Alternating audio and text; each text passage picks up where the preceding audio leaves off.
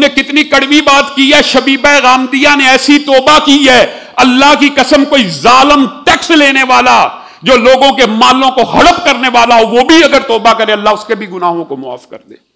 تو دو واقعات اس حوالے سے احادیث میں جو آتے ہیں وہ بڑے اہم ہیں۔ ایک حضرت ماعز رضی اللہ تعالیٰ عنہ کا، حضرت ماعز رسول اللہ صلی اللہ علیہ وسلم کی بارگاہ پہ آئے اور ندامت کیسی ہے، اے اللہ کے رسول مجھے پاک کر دیجئے۔ کیا ہوا؟ اے اللہ کے رسول مجھے پاک کر دیجئے، مفہوم آپ کے سامنے، کیا مسئلہ ہے؟ اے اللہ کے رسول مجھے پاک کر دیجئے، کس چیز سے؟ غلطی کر بیٹھا ہوں۔ کیا غلطی؟ زنا کر بیٹھا ہوں۔ رسول اللہ صلی اللہ علیہ وسلم نے کہا صحابہ کو کھڑے ہو، اس کا منہ سونگو۔ شراب تو نہیں پی ہوئی، نشے کی حالت میں تو نہیں ہے۔ رسول اللہ اس کو واپس بھیجنا چاہ رہے ہیں بار بار، وہ بار بار کہتے ہیں مجھ سے گناہ ہو گیا ہے، مجھے پاک صاف کر دیجئے، راتوں کو نیند نہیں آتی، اس کا منہ سونگو۔ منہ سونگا گیا۔ اے اللہ کے رسول ہوش و حواس میں ہیں، کوئی نشے کے اثرات موجود نہیں ہے۔ اے ماعز کیا سچ کہہ رہا ہے؟ جی ہاں۔ جاؤ اس کو سنسار کر دو، جاؤ اس کو سنسار کر دو۔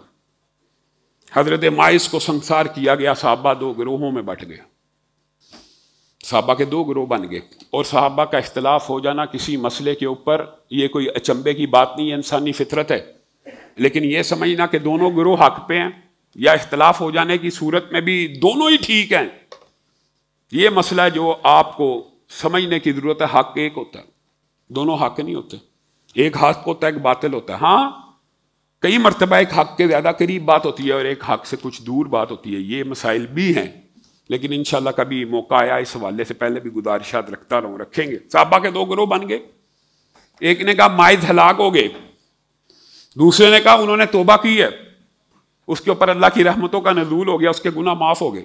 رسول اللہ صلی اللہ علیہ وسلم صحابہ کے یہ الفاظ سن رہے ہیں اور مشاہدہ کر رہے ہیں کہ صحابہ ایک ماعز کے بارے میں مختلف آراء رکھتے ہیں۔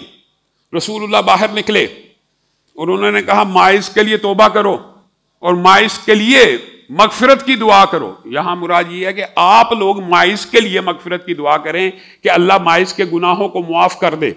تو صحابہ ماعز کے لیے دعا کرنے لگے تو رسول اللہ صلی اللہ علیہ وسلم نے کہا ان دو گروہوں کو سمجھاتے ہوئے تمہیں کیا معلوم ماعز نے کیسی توبہ کی ہے؟ اللہ کی قسم اگر ایک امت پہ تقسیم کر دی جائے پوری امت جنت میں داخل ہو جائے، ایک امت میں تقسیم کر دی جائے پوری امت جنت میں داخل ہو جائے۔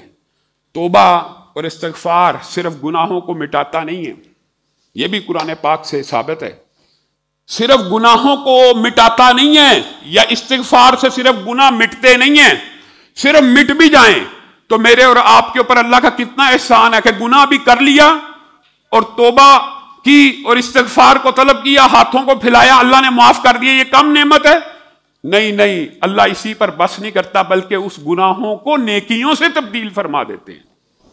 جہاں گناہ لکھا ہے استغفار سے بڑا نیکی کا کوئی عمل ایسا نہیں ہے کہ گناہوں کے رجسٹر بھرے ہوئے ہیں گناہوں سے، اللہ نے ان کو مٹا دیا، پھر ان کی جگہ ایک عقلی منطقی بات ہے صفر لگنا چاہیے، پلین ہونا چاہیے، نہیں، اللہ رحمان ایسا ہے وہ پورے رجسٹر نیکیوں سے تبدیل فرما دیتا ہے، نیکیوں سے تبدیل فرما دیتے ہیں۔ اور اسی طرح جو دوسرا واقعہ ہے شبیبہ غامدیہ آ گئی، اے اللہ کے رسول پاک کر دیجئے، واپس چلی جا، کیا بات کرتی ہے؟ ہاں اسی طرح مجھے واپس بھیجنا چاہتے ہیں جس طرح ماعز کو بھیجنا چاہتے تھے۔ کیا مطلب؟ میں اسی سے حاملہ ہوں، میں وہی ہوں جس کے ساتھ ماعز نے برائی کی تھی، وہ تو توبہ اور استغفار کر کے بخشا گیا، وہ تو جنت کے راستوں میں چل پڑا۔ اب میری کیفیت یہ ہے میں راتوں کو اٹھتی ہوں نیند نہیں آتی، اب میں بے چین ہوں، مفہوم یہ ہے اب میں بے تاب ہوں کہ وہ تو جنت کے راستوں پہ چل پڑا، گناہ کرنے کے بعد توبہ اور استغفار کر کے اپنی جسم کے اوپر حد کو لگوا لیا، اور میں ہی بدبخت رہ گئی ہوں جو گناہوں کو جھیل رہی ہوں، جو اس عذاب کو سہ رہی ہوں۔ میں ہی ہوں وہ جس سے ماعز نے برائی کا ارتکاب کیا تھا۔ اچھا پھر ایسا کر، نتیجہ ظاہر ہونے دے، کیونکہ اگر نتیجہ ظاہر ہوا تو اس بچے کا کیا قصور؟ اگر تو حمل سے ہو گئی، اس بچے کا کیا قصور کہ اس کو بھی تیرے ساتھ قتل کر دیا جائے؟ کچھ عرصہ گزرا، رسول اللہ صلی اللہ علیہ وسلم کی بارگاہ میں آئیں اور آ کے کہنے لگی طہرنی، اے اللہ کے رسول پاک کر دیجئے، حمل ظاہر ہو چکا ہے۔ کہا اس بچے کا کیا قصور؟ جب تک جنے گی نہیں واپس مت آنا۔ بچہ جنا، اسی دن اٹھائے ہوئے لے آئیں، اللہ کے رسول اب تو پاک کر دیجئے۔ 9 ماہ گزر گئے، راتوں کو نیند۔ یہ ندامت، اگر گناہ کے اوپر یہ ندامت ہے تو گناہ نیکیوں سے بدلے جائیں گے انشاءاللہ۔ یہ ندامت، یہ گریا، یہ آنسوؤں کا پھینکنا، یہ تضرع، یہ گڑگڑانا مطلوب ہے اللہ کو۔ گناہ ہو گئے، انسانی فطرت ہے، طبیعت ہے، مزاج ہے، گناہ ہو گیا، غلبہ آ گیا شیطان کا، لیکن اس کے بعد گڑ گڑانا اور اس کے اوپر نادم ہو جانا۔ پہلے دن کے بچے کو اٹھا کے لے، اس بچے کا کیا قصور، اس کو دودھ کون پلائے گا؟ اس وقت تک واپس نہ آنا جب تلک یہ روٹی کھانے کے قابل نہ ہو جائے۔ اور صحابہ نے اور محدثین نے عجیب یہاں پہ جملے لکھے ہیں۔ ماں نے گناہوں کے اوپر ایسی نادم تھی، ایسی عمدہ ٹریننگ کی، بچہ 6 ماہ کا نہیں تھا، وہ روٹی اپنے ہاتھ سے کھانے لگا، ایسی ٹریننگ کی۔ پھر اللہ کے نبی کے حضور آئیں اور کہنے لگی اب تو پاک کر دیجئے۔ رسول اللہ نے کہا جاؤ اس کو سنسار کر دیا جائے، بچے کی کفالت فلاں کرے گا۔ سنسار کیا گیا، پتھر پھینکے گئے۔ ایک پتھر ان کے سر مبارک پہ لگا، خون کا ایک فوارہ چھوٹا اور وہ حضرت خالد ابن ولید کے کپڑوں کو تر کر گیا۔ حضرت خالد ابن ولید جلادی قبیلت کے آدمی تھے۔ خالد ابن ولید کہنے لگے ناپاک عورت جاتے جاتے مجھے بھی ناپاک کر گئی۔ رسول اللہ صلی اللہ علیہ وسلم تیزی سے آگے بڑھے، پیشانی شکن آلود ہو گئی۔ کہا خالد تو نے کتنی تلخ بات کی ہے، تو نے کتنی کڑوی بات کی ہے۔ شبیبہ غامدیہ نے ایسی توبہ کی ہے، اللہ کی قسم کوئی ظالم ٹیکس لینے والا جو لوگوں کے مالوں کو ہڑپ کرنے والا ہو، وہ بھی اگر توبہ کرے اللہ اس کے بھی گناہوں کو معاف کر دے۔ تو شبیبہ غامدیہ کے بارے میں یہ خیالات رکھتا ہے۔ یہ جو اسلامی سزاؤں کے بارے میں تصور موجود ہے کہ یہ جی وحشیانہ سزائیں ہیں، یہ جی قرون اولیٰ کی، پہاڑ کے دور کی یہ سزائیں وحشیانہ ہیں، یہ انسان کے جسموں کو گناہوں سے پاک کرنے والی ہیں۔ آپ کا ذہن صرف اس بات کے اوپر مرکوز ہونا چاہیے۔ رسول اللہ کے دور میں یہ مائد اسلمی، شبیبہ غامدیہ اور وہ نوجوان جس میں رسول اللہ صلی اللہ علیہ وسلم کے پاس مقدمہ آیا لا قضین بینکما بکتاب اللہ، جہاں پہ رسول اللہ صلی اللہ علیہ وسلم نے کہا تھا ہاں میں تمہارے درمیان اللہ کی کتاب سے فیصلہ کروں گا۔ ان واقعات کے علاوہ یہاں پہ آپ نے صرف ایک بات کو غور کرنا، اور یہ بات کر کے ہم آگے بڑھیں گے۔ رسول اللہ نے جب اسلام کو ریاست کے اوپر نافذ کر دیا، جب مدینہ اسلامی ریاست بن گئی، تو ان واقعات کے بعد، ان واقعات کے علاوہ، اور یہ تینوں واقعات، ان تینوں میں ایک چیز کامن ہے، وہ کیا ہے؟ اقرار گناہ، اقرار ہے، اور اپنے آپ کو خود سزا کے لیے پیش کرنا ہے۔ تیسرے میں اگرچہ غلام نے آ کے شکایت لگائی، لیکن عورت سے جب پوچھا گیا، انیس نے جا کے جب انس نے پوچھا تو اس نے اقرار کیا۔ آپ بتائیے کہ رسول اللہ کی پوری زندگی کے اندر یہ واقعات جو رونما ہوئے، کیا اس اسلامی ریاست میں ایک واقعہ بھی اقرار جرم کے علاوہ حد کی سزا کو نافذ کرتا ہوا نظر آتا ہے؟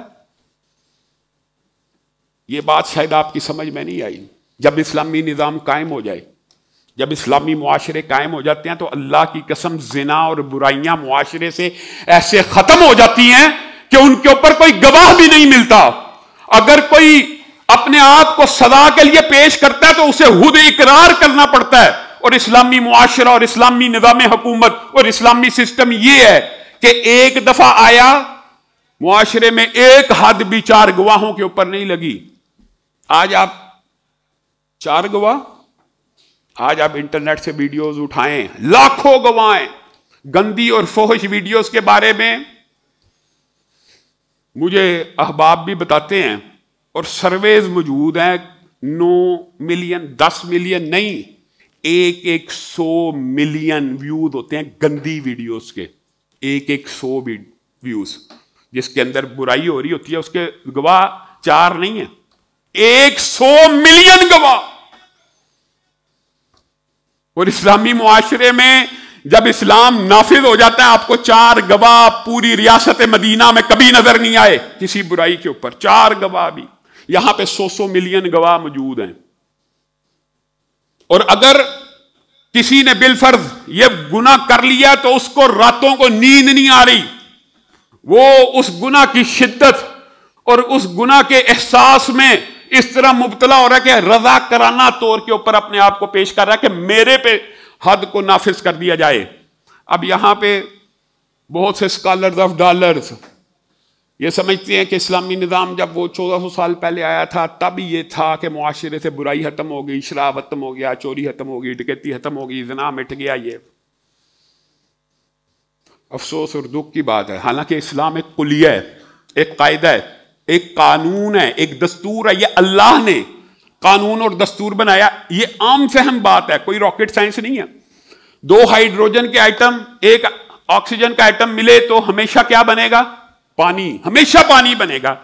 کیا کوئی بندہ کہہ سکتا نہیں 2 ہائیڈروجن کے اور آکسیجن کے اب ملیں گے تو اب نہیں بنے گا؟ 1400 سال پہلے تو پانی بنے گا، اب نہیں بنے گا.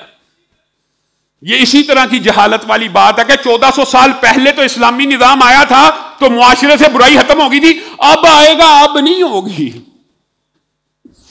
یہ اللہ کو چیلنج کرنے والی بات ہے.